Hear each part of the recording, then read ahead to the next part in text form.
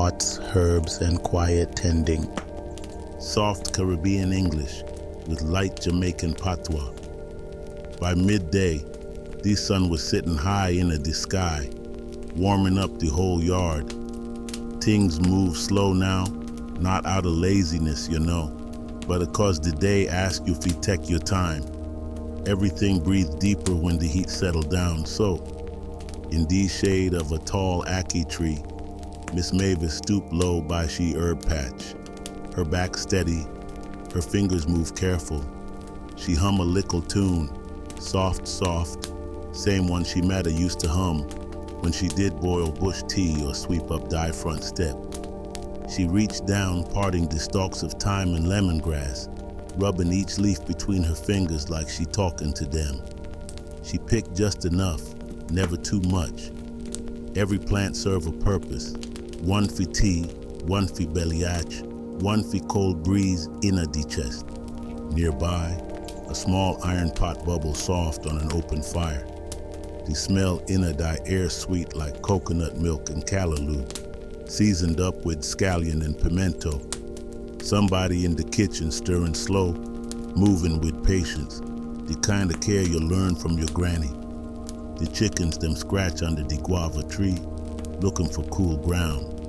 They cluck gently, almost like them whispering, nothing loud, nothing rushy, just the quiet talk of life carrying on. Pickney them sit cross-legged near the fence, stringing beads or shelling peas, their little hands busy but calm. One of them giggle when the dog chase after a lizard, but soon settle back like the heat tell them hush now. Above, banana leaves wave soft in a deep breeze, shadows dancing slow upon the earth. And round every corner, you could feel a sense of tending, to pot, to plant, to spirit. Every little thing being cared for without fuss, just the way things should be. Evening shadows and stories. Caribbean English blend with calm rhythm and village warmth. As the sun start dip low, a kind of hush fall upon the yard. The light turns soft, pink and orange melting across the sky like syrup on warm cassava bread. Evening don't come sudden here. It's slipping gentle, like one slow breath exhale from nature. Old Mr. Ellis fold up him stool by the shed.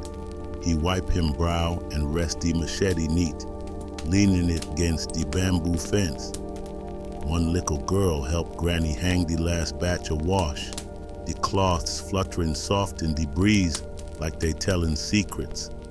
The fire under the pot cool down now, just embers glowing, and a faint scent of nutmeg and smoke lingering sweet in the air. Soon, a few chairs gather under the guinep tree, same spot every evening.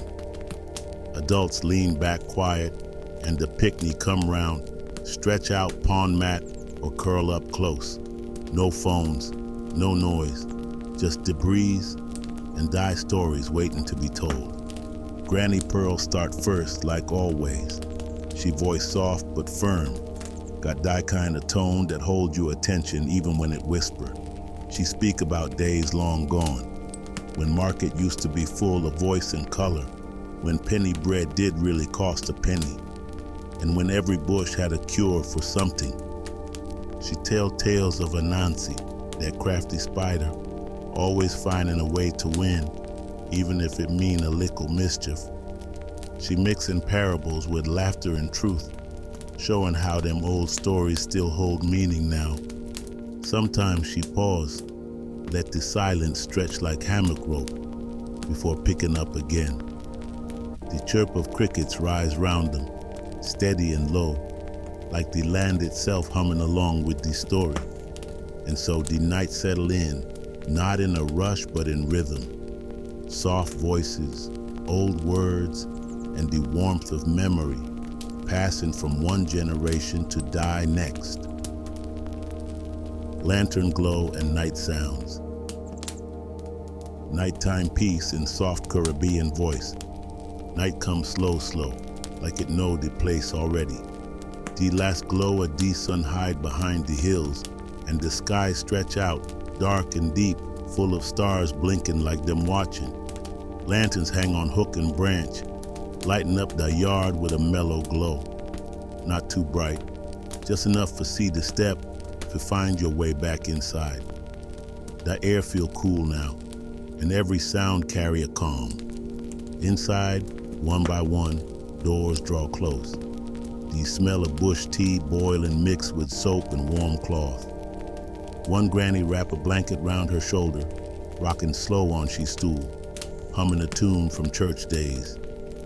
Picnic done settle now. One clutching a dolly, one sucking them finger, breathing deep in a dreamland already.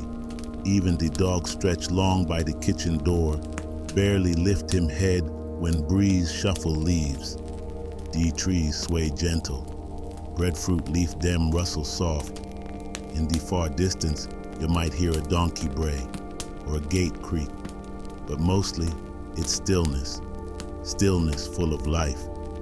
The fireflies come out now, blinking round the bush like tiny lanterns carrying messages only the night can read. In the bush, crickets sing steady. Tree frogs join in, all of them tuning up the nighttime choir. One woman sit pon the veranda, tea in her hand, staring out quiet. She not talk, she just breathe, watching the world hold itself together in peace.